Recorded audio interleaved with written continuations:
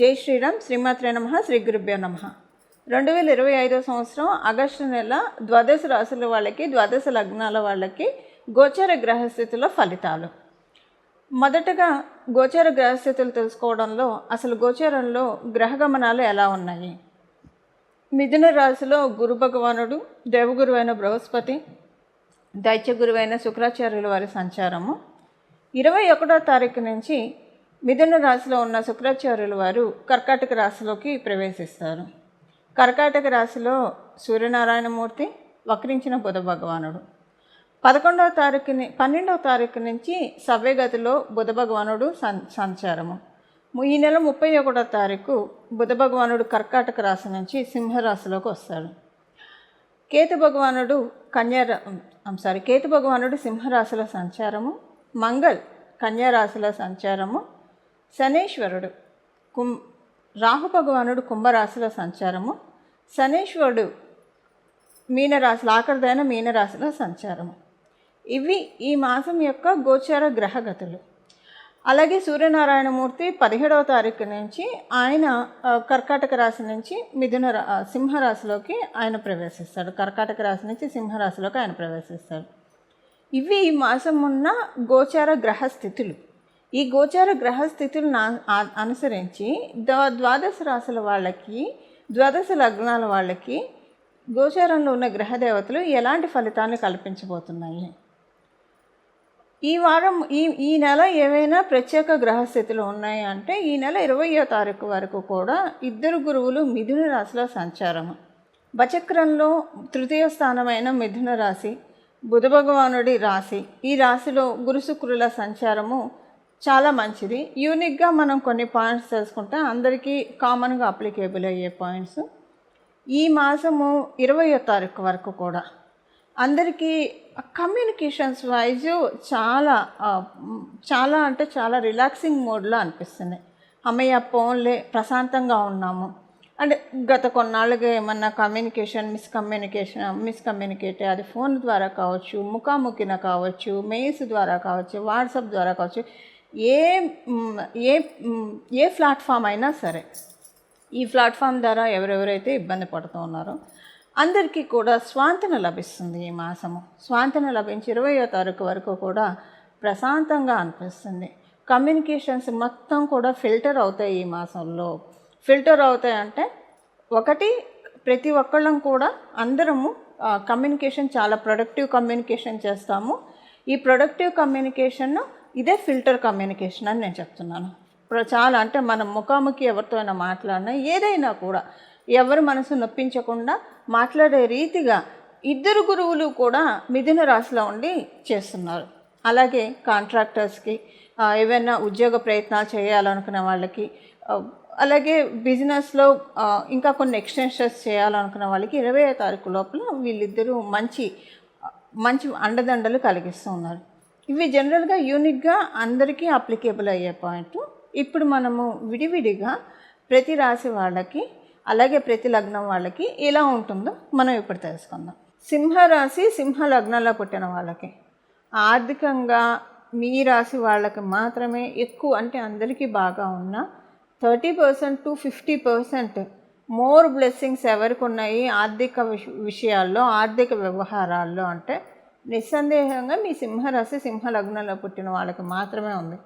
ఈ మాసం మీకు రాజయోగంగా అనిపిస్తుంది. రాజయోగంగా అంటే ఎక్కడికి వెళ్ళినా వాల్యూ, సెంటర్ ఆఫ్ అట్రాక్షన్గా మీరు ఉండడము, అలాగే మీరు చేసే వృత్తి వ్యాపారాల్లో మీరు రాణించడము, అందరి గుడ్ నోట్స్లో మీరు ఉండడము, ఇలా రకరకాలుగా మనసుకి నచ్చే విధంగా మీ చుట్టూ అన్ని పరిస్థితులు ఉంటాయి. ఈ మాసం మొత్తం ప్రతి విషయం అంటే మనకు అనుకూలంగా అన్ని విషయాలు ఉండవు లైఫ్లో. డెఫినెట్గా ఎవరికీ అనుకూలంగా ప్రతి విషయం అనుకూలంగా ఉండడము ఎవరికీ ఉండదు. కానీ ఈ మాసము గోచరంలో ఉన్న గ్రహదేవతలు ప్రతి ఒక్కళ్ళకి కూడా అనుకూలతల్ని కలిగిస్తుంది. సింహరాశి, సింహ లగ్నంలో పుట్టిన వాళ్ళకి అది ప్రతి ఒక్క విషయంలో కూడా అనుకూలత అనిపిస్తుంది.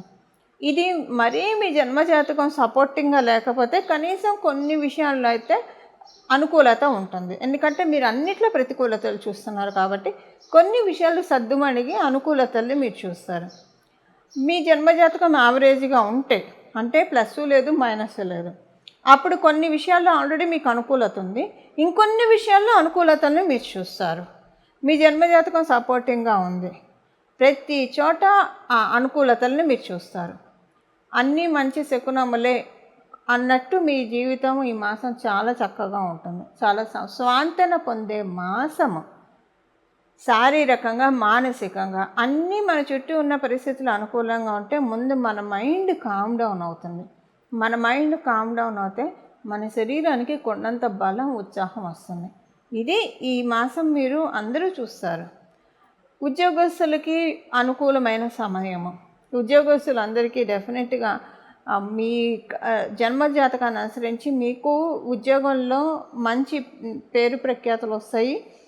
మీ పొజిషన్ పెరగడానికి చక్కటి బాటలు వేస్తూ ఉన్నాయి ఈ వారం. మీ జన్మజాతకం మరీ అనుకూలంగా లేకపోతే అప్పుడు పొజిషన్ పెరగకపోయినా శాలరీ పెరగడము, మీకు కొంత మీ బాస్ యొక్క సపోర్ట్ దొరకడము, మీ ఈ మాసం కాకపోయినా ఇమీడియట్లీ రాబోయే మాసాల్లో చేస్తాము మీకు, మీరు కంగారు పడకండి, మీ వర్క్ మీరు చేయండి అని వెన్ను తట్టి ప్రోత్సహించే వాళ్ళు మీ ముందు మీ సర్కిల్లో మీరు చూస్తారు. వ్యాపారస్తులకైతే చాలా అంటే చాలా మంచి శుభ సమయము.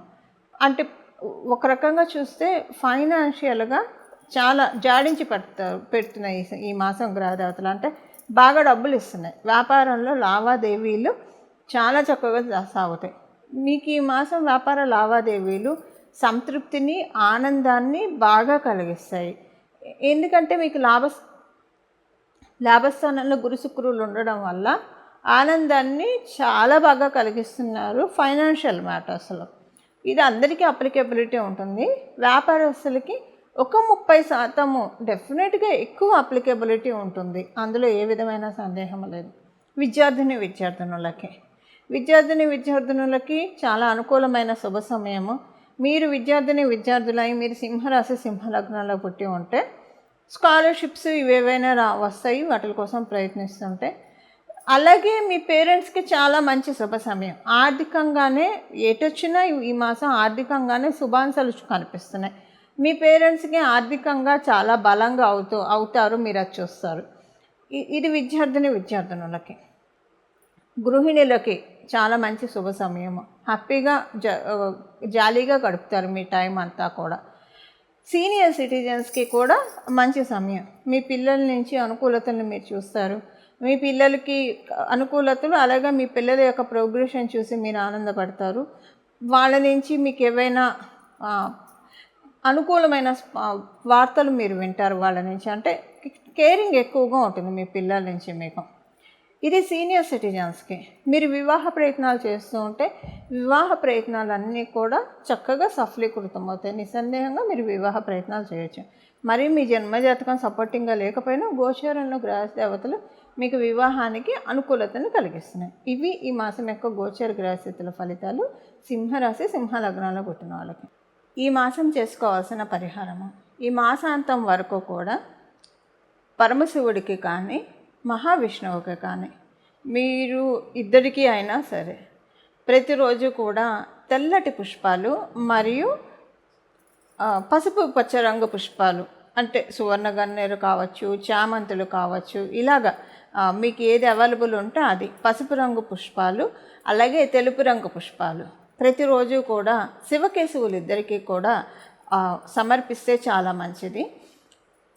మీరు శివుడికే పెట్టాలని అనుకుంటే కేవలంగా శివుడికి పెట్టచ్చు, లేదా విష్ణుమూర్తికి పెట్టాలని అనుకున్నా పెట్టచ్చు. ఇద్దరికీ కలిపి పెడతామన్నా కూడా చాలా మంచిది. ఈ మాసం మొత్తం కూడా దేవతలని పుష్పాలతో, అంటే మీ చేతనైన దాంట్లో, ఇప్పుడు తెల్లటి పుష్పాలంటే మల్లెలు ఉంటాయి, సన్నజాజులు, విరజాజులు, ఇవి, లేదంటే మన ఇంటి ముందు గరుడవర్ధనం, నందివర్ధనం ఇలాంటి చెట్లు ఉంటాయి. అంటే మన ఇంటి ముందు ఉంటే మాత్రమే, మళ్ళీ వేరే వాళ్ళ ఇళ్ళకి వెళ్ళి వాళ్ళ పర్మిషన్ తీసుకొని వస్తే ఓకే. లేకపోతే అలా కోయడం కంటే మన మనసునే పుష్పాన్ని సమర్పించి, అంటే వాళ్ళ పర్మిషన్ లేకుండా కోసి మనం పెట్టేదానికన్నా కూడా మన మనసునే పుష్పాన్ని పరమశివుడికి, శివకేశవుడికి సమర్పించి దండం పెట్టుకోవడం ఉత్తమము. సో ఇలాగ ఏవో ఒక పూలు మన శక్తానుసారము తెచ్చి భగవంతుడితోటి ఈ మాసం అంతా కూడా పూలతోటి భగవంతుడిని ఎంత అలంకరిస్తే అంత మంచిది. ప్రత్యేకించి విష్ణుమూర్తి అలంకార ప్రియుడు. విష్ణుమూర్తిని మనం ఎంత పూలతో ఈ మాసం అలంకారం చేస్తామో మన లైఫ్ని ఆయన డెకరేట్ చేస్తాడు. మనం శివకేశవుల్ని మనం పూలతో డెకరేట్ చేస్తే మన లైఫ్ని మనం అనుకున్న పనుల్ని వాళ్ళు డెకరేట్ చేస్తారు. డెకరేట్ చేయడం అంటే మనం ప్రజెంటేషన్ స్కిల్స్ బాగా పెరుగుతాయి, మన కమ్యూనికేషన్స్ చాలా రిఫైన్ అవుతాయి. ఎప్పుడైనా మన కమ్యూనికేషనే మనం ఏంటి అనేది తెలుస్తుంది. మనం ఎవరైనా సరే మన గురించి అంటే మన గురించి ఒక చిన్న ఒపీనియన్కి రావాలన్నా మనం మాట్లాడే మాటలను బట్టే మన గురించి ఒక అనాలిసిస్కి వస్తారు, ఒక ఒపీనియన్కి వస్తారు. So communications wise presentation skills ఇవి చాలా పెంచుతున్నారు. మనలో ఉన్న పర్సనాలిటీ డెవలప్మెంట్ కూడా పర్సనాలిటీ డెవలప్మెంట్ స్కిల్స్ని కూడా ఆయన పెంచుతున్నారు. అంటే ఒక రకంగా చెప్పాలంటే మనము ఈ సమాజంలో బతకడానికి కావాల్సిన నేర్పరితనాన్ని, నిపుణతని, నాణ్యతని మనకి భగవంతుడు డెకరేట్ చేస్తూ ఉన్నారు. ఇలా మనకి భగవంతుడు డెకరేట్ చేయాలంటే మనం భగవంతుడికి పూలతోటి అలంకరించడం అంతే. ఒక పువ్వు పెట్టి దీపారాధన చేసి పువ్వు పెట్టి దండం పెట్టుకోండి, లేదా మీ ఇంట్లో ఎవరైనా ఆల్రెడీ దీపారాధన చేస్తున్న వాళ్ళైతే మీరు ఒక పుష్పాన్ని సమర్పించి దండం పెట్టుకోవడం. ఇది ఇక్కడ ఒక మాట మనం మర్చిపోకూడదు. ఎప్పుడైనా అయ్యవారికి మనం సమర్పించేప్పుడు అమ్మవారికి కూడా సమర్పించాలి. ఎలాగైనా ఉమాశంకర్ల చిత్రపటం ఉంటుంది కాబట్టి అమ్మవారికి సమర్పించినట్లు ఉంటుంది. అలాగే లక్ష్మీ అమ్మవారు విష్ణుమూర్తి వక్షస్థలంలోనే ఉంటారు. సో అలా మీ ఇంట్లో విడివిడిగా కూడా అమ్మవారి చిత్రపటాలు ఉంటే వాళ్ళకి కూడా ఆ చిత్రపటాలకి కూడా పెట్టడానికి ప్రయత్నించండి. ఇది ఈ మాసం యొక్క రెమెడీ.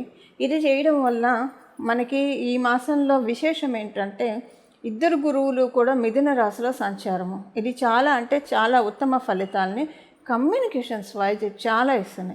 ఎవరికైనా అంటే ఇప్పుడు ఒక ఇంటర్వ్యూకి వెళ్ళారనుకోండి, ఆ ఇంటర్వ్యూయర్ అడిగిన ప్రశ్నలకి సమాధానం సరిగ్గా చెప్పలేకపోతే ఆ ఇంటర్వ్యూ ఫెయిల్ అవుతారు.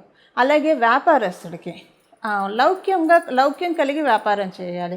నోరు మంచిదైతే ఊరు మంచిది అవుతుందని వ్యాపారంకి అంటే కొంచెం చక్కగా మాట్లాడడమే వ్యాపారానికి పెట్టుబడి. మన నాలికే పెట్టుబడి. అసలు మన జీవితంలో జీవించడానికి మన నాలికను మించిన పెట్టుబడి ఇంకొకటి లేదు. ఇలాంటి మన కమ్యూనికేషన్ని రిఫైన్ చేసుకోవడానికి ఈ మాసం చాలా అనుకూలంగా ఉంది. గురుశుక్రులు ఇద్దరూ కూడా మిథున రాశిలో ఉండి అందరికీ కూడా వాళ్ళని కాదు ప్రతి ఒక్కళ్ళకి కూడా ఈ బ్లెస్సింగ్స్ని ఇస్తున్నారు. ఈ బ్లెస్సింగ్స్ మనం అందుకోవాలంటే మీ జన్మజాతకంలో గురుబలం శుక్రబలం ఉంటే ఇది ఇంకా డబల్ బనాంజా అని చెప్పచ్చు. చాలా పేరు ప్రఖ్యాతలు వస్తాయి మీ అందరికీ. మీ జన్మజాతకంలో లేకపోయినా పెంపొందించుకోవచ్చు. ఇప్పుడు గోచారం అందుకే మనకు ఉంది. గోచారంలో మనకు ఆపర్చునిటీస్ త్రో చేస్తున్నారు. మన జన్మజాతకంలోనూ ఉంది, గోచారంలో కూడా వచ్చింది. ఇంకా ఈ పరిహారం చేసుకుంటే ఇంకా ఎక్స్ట్రీమ్గా ఉంటుంది. ఏదైనా కమ్యూనికేషన్ వైజు చాలా మానసిక ప్రశాంతత ప్రతి ఒక్కళ్ళకి కూడా కలిగే తీరుతుంది. ఇలాగ ఈ పరిహారం చేసుకోవడం వల్ల ఇంకా మంచి ఫలితాలు ద్వాదశ రాశుల వాళ్ళు, ద్వాదశ లగ్నాల వాళ్ళు అందరం కూడా చూస్తాము. ఇలా మనందరికీ కూడా అనేక మంగళాలు, అనేక శుభాలు కలగాలని చెప్పి నేను కూడా మనందరి తరఫున శివకేశవుల్ని మనస్ఫూర్తిగా ప్రార్థిస్తూ మంగళం. నమో భగవతే వాసుదేవాయ.